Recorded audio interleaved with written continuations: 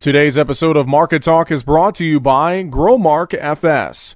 Keeping up on the latest in ag is a challenge, to say the least, but there are experts nearby ready to help. You'll find them at your local FS. You can trust them to bring you customized agronomic, grain, and energy solutions born of the latest thinking. That's because FS specialists receive continuous training that keeps them current on the latest trends, practices, and technologies. So you'll get local expertise that's both exceptional and up to date. Visit fssystem.com to learn how FS is bringing you what's next.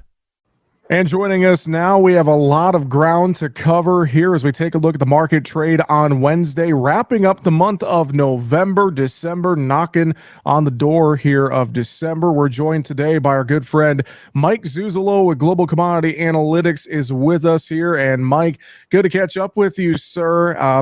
Hope you had a good Thanksgiving first off before we jump in and get into things here today. Yes, I did. Thank you, Jesse. It was a very blessed one, and I hope you and all the viewers and listeners did as well, and really enjoy the Advent and Christmas season as well. Definitely. I know I had too much turkey and ham and stuffing and gravy, so I'm still recovering a little bit. But let's talk turkey here, so to speak. Let's talk markets. I think just top of mind real quick, news coming out Wednesday late in the afternoon, the House passing legislation to avert a national rail strike, sending that now to the Senate. That's after President Biden asked Congress to step in. I think for the most part, the markets were probably already anticipating that something was going to get done from Congress. Just some real quick thoughts on that before we jump into some other topics, Mike. Yeah, agreed wholeheartedly. And, as we close the month of November out, we need to give thanks for how it looked a month ago at the end of October between the railroad strike potential and also the river system and the transportation backlog due to the drought and due to the low river levels. Excuse me. It seems like to me, Jesse, those two things are something we can kind of cross off our list at this point, especially if the Senate takes up the exact same bill, doesn't try to mark it up and delay the possibility of getting it passed by the end of this week. And in that sense, then the railroad unions are very unlikely, I think, to really try and press it and actually try and go on strike. If both houses of Congress make a quick, strong stand, I think that'll send a good signal that we don't want to shut our economy down. So I'm encouraged this at the end of the November versus where I was 30 days ago. Well, let's talk a few other topics here today, Mike. I know something top of mind for me and top of mind for you as well is China and some different things going on with their economy and our relationship with China as the U.S. And also, I know some of this might tie into some comments we got from Fed Chair Jerome Powell today. So I'm going to pull up one of the charts you sent me on the video feed, looking at the consumer price index for food in China. Talk a little bit about this and just some of your thoughts here to start our conversation today. Yeah, it was really nice that you allowed us to put this up today, and I sent this over to you midday before Powell talked, and he was at the Brookings Institute today, gave a speech, a formal speech. The Federal Reserve website dumped that on us right before you and I went on the air, but the Wall Street Journal picked up a really key piece of his commentary, and he essentially said, well, not essentially, he just said the time for moderating the pace of the rate increases may come as soon as the December meeting. You combine that with the fact, Jesse, that we've heard from several Federal Reserve governors this past 2 weeks, and they're much more split on how quickly we should see rate increases from here on out. And so that's a piece of good news. I'll try and wrap this up in a very brief amount of time, and then we can go into deeper weeds if you want to. But you and I have talked a lot about two things that could turn the commodity trend. And we talked about at the NAFB the idea of a demand low in terms of the wheat and the corn, an actual demand low. But what we're talking about in terms of an investment demand low, what would bring funds back in and cause them to cover their short soft red wheat numbers, their net short position, the biggest since 2019, it would be the Federal Reserve moderating their rate hikes, in my opinion, and also the Chinese issue of deflation and recession leading a commodity demand shortfall. Those are the two things that we need to get past us so that we can move forward and I think put major lows in this market. And I think we're on our way. We've made some steps here between the Federal Reserve saying that. And it seems to me that this COVID lockdown, the apartment fire that happened over the weekend during the lockdown, and the following, if you don't want to say riots, at least strong nationwide protests in multiple provinces all around China, I think this may be creating an environment where the Chinese government wants to pull back from their hard lockdown. This chart showing the food CPI, Consumer Price Index, at plus 7%. Notice where we were back in just about 2 years ago when China made their peak of 22% in food CPI. And that was led by the pork sector. And what we're seeing now, as we almost always do with this food CPI, is that the pig price is dropping. It's dropped about $5 a pound since we had that 2020 high. And it looks like to me this chart speaks deflationary pressure, and China doesn't want deflationary pressure. And they just came out with some fresh statistics from the National Bureau of Statistics. The official Chinese arm came out and said November purchasing managers index for manufacturing 48.0, non-manufacturing, which would be services and construction, 46.7. 50 is the break even between recession and contraction and expansion. So they are heading into a deep recession at this point. I think between this and the COVID lockdown and the turmoil that those lockdowns have created, we may be starting to see some loosening by the Chinese. Well, this is very interesting stuff to look at here, Mike. And I know on the day Wednesday, hogs had a good day and cattle did too. I think some of that could be tied to the China, maybe some easing of COVID restrictions there. And we look at some of these charts, and in my brain, it kind of puts some of that in perspective as to why we had an okay, maybe a bit of a technical bounce in livestock. I guess I'm jumping into livestock first instead of the grains for us. But I just find looking at this chart, it's kind of interesting in correlation to what we saw, at least in U.S. futures on Wednesday. Yeah, exactly right. I mean, whether you're talking about hogs or copper or wheat or crude oil, the leaders to the downside on Monday because of the COVID demand fears and the China recession fears, because these NBS numbers coming out, they seem to be reversing themselves, and that's really good. And it's especially important here at the end of the month that we saw the hogs come around, we saw the wheat come around. And more on the livestock side of the equation, Jesse, I don't think the trade can get their minds or their hands wrapped around what's going on in the pork sector in China. Do they have enough domestic sows and inventory to produce enough pork or not? And this goes directly to what we're looking at right now, is that if you're going to have hard lockdowns, you don't need as many pigs because you're not going to have as many restaurants open. You're going to have food service delivered by trucks. People are going to have to go out based upon a notification on their cell phone to go hand pick vegetables and meats instead of being able to really enjoy their holiday season over there. So I think we could be, moving into a time period where we can kind of shake the dust of our feet from the Chinese negativity. And at the same time, the Federal Reserve may be getting more neutralized. And these are two massive things that you and I have been talking about for months. I want to talk as well, Mike. You mentioned wheat in there. I'll pull up another chart on the video feed. Wheat really ended up being the upside leader in the grain trade on Wednesday. Kind of caught a buy there around mid-morning, and I found that interesting to see. So talk to me a little bit more about what you saw in that wheat market on Wednesday. Yeah, the soft red wheat on Monday and the crude oil on Monday both went below their 12, 31, 21 closes. So they went below in price where they closed last year at. And that was a huge thing to me, especially as I've said, you and I have talked about this demand low mindset coming in for the wheat and the corn, having already had it in the soybeans. But then when we saw on Wednesday's trade, the soft red wheat futures actually turn quickly. And now at this point for the week, if we can close out the week here or better, we'll actually close higher on the week for the soft red wheat.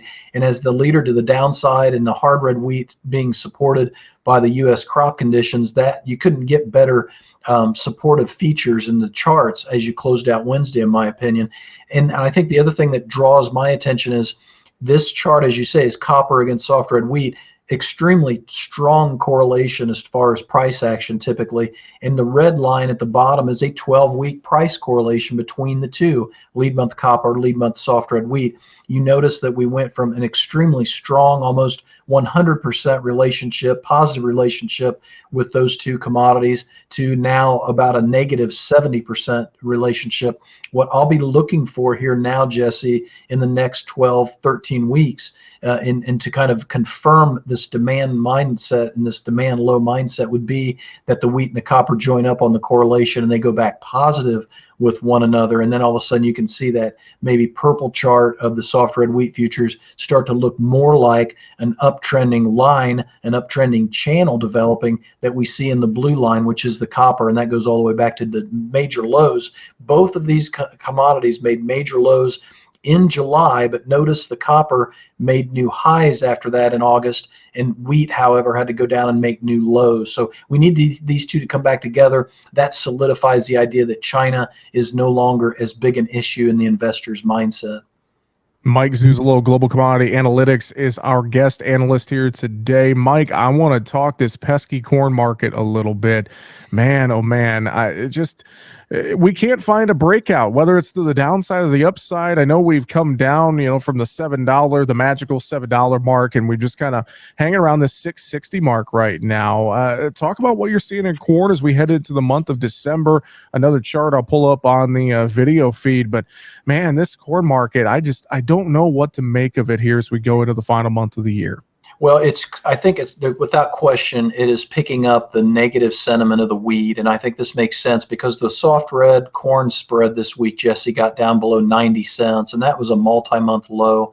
And it really puts the soft red wheat into the feed grain category, especially if you get a cash basis level in parts of the eastern corn belt where soft red wheat is 30 under and yet corn is still trading 30 over. You are starting to get into a feed wheat situation and taking corn demand away. And I would say that's probably also happening in Asia because of Australia's harvest coming on. So corn, without a doubt, in my mind, is a follower. We've also seen the trade really pick on buying the hard red wheat and selling the soft red, highest levels we've seen since 2011 when it comes to that hard red, soft red spread, getting up to almost $1.50 this week and earlier last week as well. So the trade is picking anything to be long but soft red wheat, and that's why the corn market can't move, I don't think. And what you notice, though, in this December chart, two things. The first thing is the gap still above the market and below the market. And that's just, that is a really good indication of how confusing and uncertain the sentiment is by the trade right now. And this is especially pertinent given the fact that the Senate just passed that E15 bill today. And also the EPA also came out today and said they're going to make a biofuel mandate adjustment and update, a delayed one for many, many months. They're going to have that by the end of this week. So those two gaps are really still very wide open in terms of which one could get filled first. Now, what will dictate, I think, which one gets filled first, other than fundamental news, is whether you take out the blue moving average, which is the 40-day moving average, or the white moving average. Notice how the last 3 weeks we fell into this channel of resistance at the 40-day, support at the 100-day. You very rarely see something like this in a grain chart or a livestock chart or any chart for that matter. And so to me, it's extra important. So you break above the 40-day moving average, I think then we'd be able to challenge that orange line and get that December corn up towards that 728.25 gap before it expires. Maybe March has to do the rest of the heavy lifting. But by the same token, if you take the 100-day moving average out, you haven't taken that guy out since September, and that's a big, big support line now as a result. Mike, I want to ask you just real quick on the soy complex as well from Wednesday. Pretty decent day there. Looked like maybe a little bit of an upside breakout in soybean meal, at least on the day. Just wondering some thoughts in soybeans here real quick. Yeah, excellent point. We had a really strong trade in the soybeans on Monday. And then the products got really weak on Tuesday, and then the meal came back around, and the canola came back around in a big way on Wednesday. So we got the product markets back in favor. Again, I think that's a Chinese footprint type mindset, Jesse. I think the biggest thing that I'm worried about with the soybeans is that if the wheat and the corn don't make this demand low, we can't put the Federal Reserve and the Chinese behind us. The beans are probably at price levels now that it's going to be really hard for them to keep going higher. And I think we saw that in the price action on Wednesday, where we were up about 17, 18 cents in January beans. And all of a sudden, you look over at your screen and you're negative on the day because the wheat and the corn are making new lows. So I think you've hit that price point, that ratio between beans and corn up to about 2.21 on the March. It's pretty high. So I'm more nervous about the beans, especially with the new Argentine soybean dollar being put back on the market by Argentina. Many people may not know this, but you're talking about farmers getting a 40% better exchange rate than what's on the open market in Argentina. You'd be almost crazy if you didn't go after making soybean sales in Argentina, given what the advantage is that the farmers are getting between now and the end of December. And the only thing that's going to stop this, I think, Jesse, is just the outright fact that if the drought continues in Argentina, farmers will not feel comfortable selling because they don't know what their new crop is going to be. And that is a possibility, if not a probability, but we're still probably about a week away from that. We've been fairly China-centric today, but you published a commentary last night that I wanted to touch on as well. We can't forget about the Black Sea region. And an interesting article you shared, kind of pointing to some of the mixed supply-demand fundamentals for that region, talking about Ukraine looking to get bigger ships to try and bolster crop exports. Bigger ships, bigger cargoes of grain out of the country. A few thoughts on this, because I found this thought very interesting as we look at that region and still the uncertainty that is there, Mike. Yeah, the Bloomberg article you're referencing, they're wanting bigger ships because they've only gotten about 500 ships out since the original grain initiative was put out. And that totals about 12 million tons of exports out of Ukraine. And we have to realize that when you talk about it, it's funny when you said that we've talked a lot about China. We got to talk about Black Sea.